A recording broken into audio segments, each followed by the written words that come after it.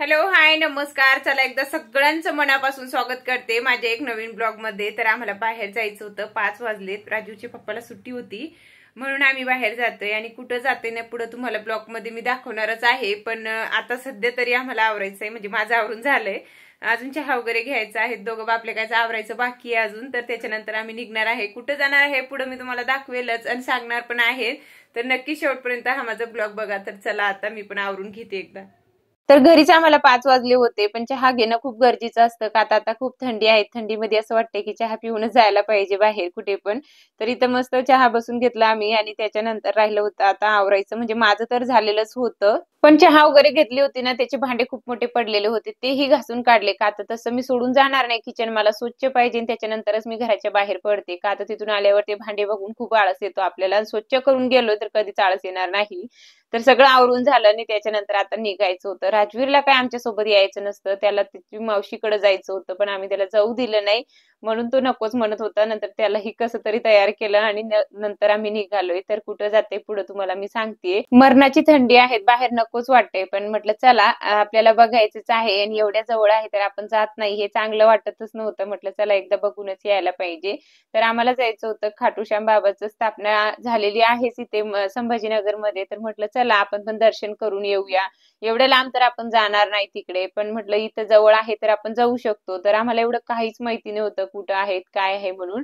तसंच आम्ही विचारतच गेलेलो. का तर झेंडे वगैरे लावलेले होते त्या हिशोबाने आम्ही जात होतो, तरी पण विचारलेलं 2-3 ठिकाणी, तेव्हा आम्हाला सापडले नाही. तर आम्हाला सापडत पण नव्हतं कुठं आहे म्हणून. खूप लांब आहे इथून, लांब नाही म्हणता येणार, पण कच्चा रस्ता आहे ना म्हणून थोडंसं प्रॉब्लेम होतोय. पण काय हरकत नाही, आपण विचारत गेलो तर आपल्याला भेटून जाते. पहिल्यांदा गेल्यावर तसंच होतंय. आणि झेंडे वगैरे होते ना त्या हिशोबाने गेलो ना तर आम्ही पटकन तिथे पोहोचलो आणि तिथे गेल्यावर खरंच खूप छान वाटत होतं आणि भरपूर लोक तिथे आलेले होते. आता सकाळपासून अशीच गर्दी आहे असं म्हणत होते, म्हणजे जास्त होती. आता संध्याकाळचं कमी झाली का आता थंडी जास्त पडते. एवढ्या थंडीमध्ये लेकरू वगैरे घेऊन आपल्याला जमत नाही.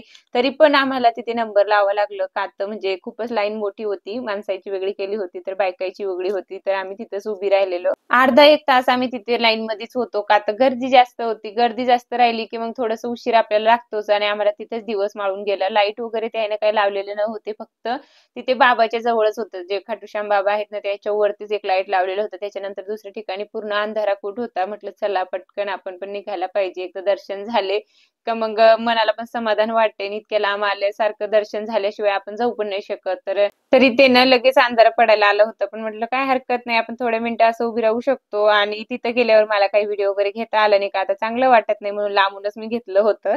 तर खरंच खूप छान डेकोरेशन केलेलं आहे आणि खरंच सगळ्याची इच्छा असते ना तर सगळ्यांनी ते धागा वगैरे बांधलेलं असतं. म्हणजे मनात जे काही इच्छा आहेत ना ते आपल्याला इथं म्हणजे असं सांगायचं आणि बांधून घ्यायचं, मग बोलतात की पूर्ण होते म्हणून. तर तसं आम्ही काही केलं नाही, पण देवाच्यांनी हीच प्रार्थना केली की जसं आहे तसं सुखरूप राहू दे देवा.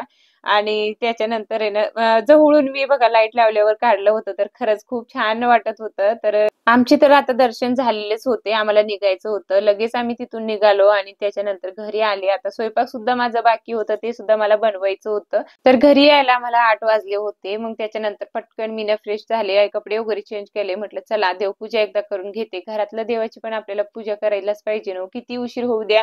आता बोलतात की जास्त उशीर झाल्यावर दिवाबत्ती करायची नाही, तर मला ते जमत नाही. मी ना कुठून पण बाहेरून येऊ द्या, माझं जे काम आहे ते मी करतेच. म्हणजे आल्यावर लगेच फ्रेश व्हायचं, देवपूजा करायची, हेच माझे नेहमीचे कामं असतात. तर इथे मस्त पूजा करून घेतली, म्हणजे दिवा वगैरे लावलं संध्याकाळचं. आणि तिथून आहे ना मी फुल पण आणले होते, म्हणजे आपल्याला फुलं तर देतात. तर एक मी माझ्या बहिणीला लावले कधीतरी.